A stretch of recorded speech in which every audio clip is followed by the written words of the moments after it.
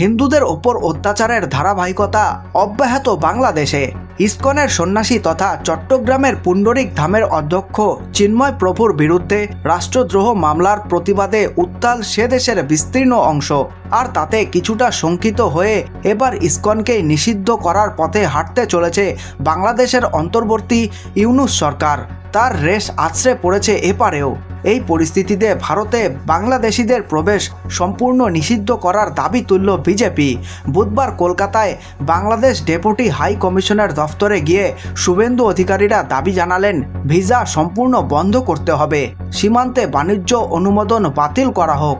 শুভেন্দুর মন্তব্য, মেডিকেল ভিসাও বন্ধ করতে হবে। ওরা চিকিৎসা নিতে করাচি, লাহোর যান, এখানে আসবেন না। সীমান্তে বাণিজ্য ছাড়াও বিভিন্ন কাজে ভারত বাংলাদেশের জনসাধারণের যাতায়াতের অন্যতম কারণ চিকিৎসা পরিষেবা। কলকাতার বিভিন্ন সরকারি বেসরকারি হাসপাতালে উন্নত মানের চিকিৎসা নিতে প্রায় সারা বছর ধরেই এখানে আসেন বাংলাদেশিরা।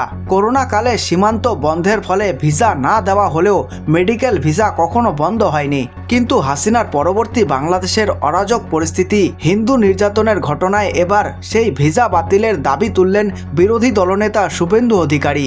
চিন্ময় প্রভুর বিরুদ্ধে রাষ্ট্রদ্রোহ মামলা ও তৎপরবর্তী উত্তেজনাকর পরিবেশ নিয়ে বুধবার বাংলাদেশ ডেপুটি হাই কমিশনে যান বিজেপির 8 প্রতিনিধি।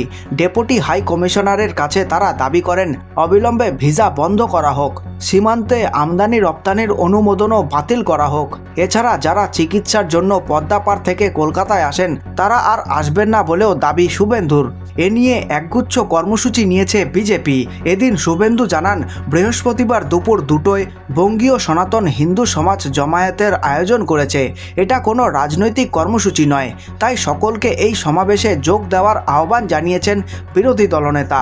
এছাড়া সোমবার বিজেপি পেট্রোপোল সীমান্তে পণ্যবাহী যান চলাচলের পথ অবরোধ করার কর্মসূচি নিয়েছে। সেখানে থাকবেন খোদ শুভেন্দু, তবে যাত্রীবাহী গাড়িগুলোর ওপর কোনো প্রভাব পড়বে না বলে আশ্বস্ত করেছেন তিনি। চিন্ময় প্রভুকে নিঃশর্তে মুক্তি না দিলে আগামী 16 ডিসেম্বর বাংলাদেশের বিজয় দিবসে কলকাতায় মহাসমাবেশের ডাক দেওয়া হয়েছে। এই খবরটি ভালো লেগে থাকলে লাইক করতে পারেন এবং আপনাদের মূল্যবান সময় দেওয়ার জন্য ধন্যবাদ। আপনাদের দিন শুভ হোক।